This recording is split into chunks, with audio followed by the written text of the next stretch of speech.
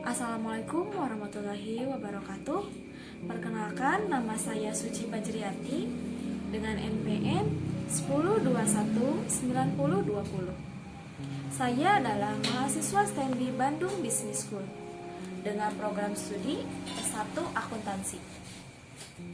Pada kesempatan kali ini, saya akan membahas pemahaman saya terhadap materi mengenai Ma'rifatullah untuk mata kuliah Pendidikan Agama 3 dari pertemuan 2 hingga pertemuan 7. Video ini dibuat untuk memenuhi tugas mata kuliah Pendidikan Agama 3 sebagai pengganti UTS di semester 3. Setiap muslim seharusnya mengenal Tuhannya dengan baik, yaitu Allah, satu-satunya zat yang berhak untuk disembah dan ditaati. Ma'rifatullah adalah usaha manusia untuk mengenal Allah, Tuhan pencipta alam dan yang wajib kita ibadahi. Ma'rifatullah merupakan tolak ukur kualitas keislaman dan keimanan seseorang. Karena untuk mencapai ketinggian iman seseorang muslim harus tahu dan mengenal dengan baik siapa Tuhannya. Pemahaman dan pengetahuan kita tentang Allah Ta'ala harus didukung dari dalil-dalil yang kuat, yaitu yang ke-1 ada dalil naqli atau nas yang tertulis dalam kitab Al-Quran. Yang kedua ada dalil akli atau akal atau logika. Yang ketiga ada dalil fitrah, naluri, atau sunatullah. Ma'rifatullah mengetahui, mengenal, dan mempelajari tentang Allah Ta'ala akan menumbuhkan buah atau hasil pengaruh di dalam jiwa, yakni meningkatkan iman dan takwa. Keimanan dan ketakwaan itulah yang menjadi jalan bagi manusia untuk mendapatkan berbagai karunia di dunia. Di antaranya ada ketenangan, rasa aman, kemerdekaan, keberkahan, kekuasaan, dan kehidupan yang lebih baik. Sementara karunia di akhirat yang akan didapatkannya adalah 1. Dimasukkan ke dalam surga, 2. Keridhaan Allah Ta'ala. Jalan menuju Ma'rifatullah Allah Ta'ala tidak menunjukkan kewujudnya, zatnya yang maha hebat di hadapan makhluknya secara langsung, melainkan dengan menerusi ayat-ayat yang terang dan jelas sebagai satu pernyataan dari Allah. Ayat kauliyah.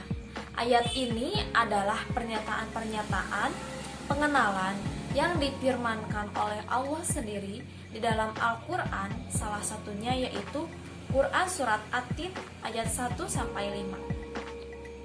Selain itu, ada juga ayat-ayat kauniyah yang menjadi bahan berpikir manusia terhadap kejadian alam, peristiwa-peristiwa yang ada di alam ini. Dari dua jalan ini, Islam mengajak manusia menggunakan akal dan juga nakli untuk menuju Ma'rifatullah.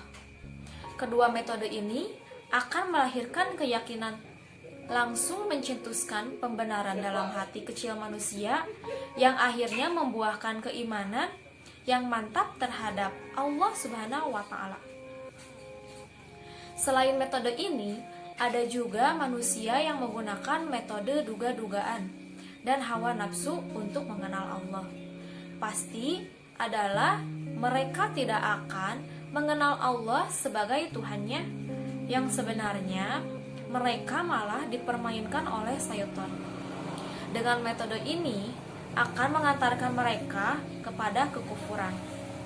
Secara garis besar, terdapat dua hal yang menghalangi manusia dalam mengenal Allah. Yang pertama, ada maradus syahwat. Maradus syahwat adalah hal yang berkaitan dengan penyakit hati berupa nafsu, kesenangan hidup, serta perilaku yang tidak terpuji. Di antaranya ada al-fisku, kefasikan, al-kibru, kesombongan, az-zulmu, kezaliman, al-kizbu, kedustaan, dan perbuatan yang banyak melakukan maksiat. Yang kedua adalah maradus subhat. Maradus subhat adalah penyakit-penyakit yang berkaitan dengan mental, masalah akal kita, dan masalah logika. Di antaranya kejahilan, kebodohan, keraguan-raguan, penyimpangan, dan kelalaian. Kedua hal inilah yang dapat menjadikan penghalang bagi kita untuk menuju ma'rifatullah atau mengenal Allah. Selanjutnya pembahasan mengenai al-adillah ala wujudillah atau bukti keberadaan Allah Subhanahu wa taala. Allah Subhanahu wa taala memberikan berbagai sarana dan jalan hingga kita dapat memiliki kepercayaan kepadanya sampai kadar keyakinan yang ilmiah, sebagaimana keyakinan kita melihat benda yang dapat ditangkap dengan panca indera manusia. Hal ini juga didukung oleh dalil-dalil yang dapat menguatkan keyakinan kita akan keberadaan Allah Subhanahu wa taala. Yang diantaranya ada 1. Dalil fitrah, 2. Dalil panca indera, 3.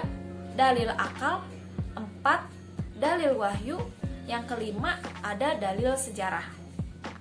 Setelah kita melakukan ma'rifatullah dan melihat bukti keberadaan Allah, selanjutnya yang harus kita lakukan adalah tauhidullah atau mengesahkan Allah.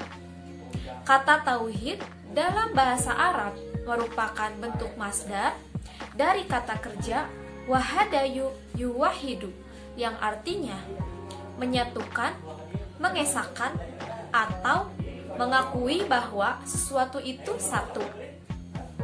Dengan demikian, secara bahasa, tauhidullah berarti menyatukan Allah, mengesahkan Allah, atau mengakui bahwa Allah itu satu. Ada 4 bentuk tauhid, yaitu 1. Tauhid rububiyah, 2. Tauhid uluhiyah, yang ketiga ada tauhid asma wa sifat, yang keempat ada tauhid mulkiyah. Setelah kita memahami mengenai makna tauhid, selanjutnya kita berusaha untuk hidup di bawah naungan tauhid atau al-hayah fi zilali tauhid. Seorang muslim harus memiliki makrifah, pengetahuan, pengenalan, serta pemahaman yang benar tentang Allah Ta'ala. Ia harus memahami dan meyakini bahwa Allah Ta'ala memiliki kesempurnaan dalam zat, as-sifat, al-asma, dan al-af'al. Kesadaran akan kesempurnaan Allah Ta'ala yang tak tertandingi dalam azat, as-sifat, al-af'al. Inilah yang menumbuhkan kesadaran tauhid, meliputi pertama, tauhid asma wa sifat, yakni meyakini bahwa hanya Allah Ta'ala yang memiliki nama-nama dan sifat-sifat yang sempurna. Tidak ada yang serupa dengannya sebagaimana yang Dia tetapkan pada dirinya di dalam Al-Quran. Kedua, tauhid rububiyah, yakni mengesahkan Allah dalam hal penciptaan, kepemilikan, dan kepengurusan. Ketiga, ada tauhid mulkiyah, yakni mengesahkan Allah sebagai satu-satunya pemimpin, pelindung, dan yang berhak menetapkan aturan atau hukum. Yang keempat ada tauhid uluhiyah.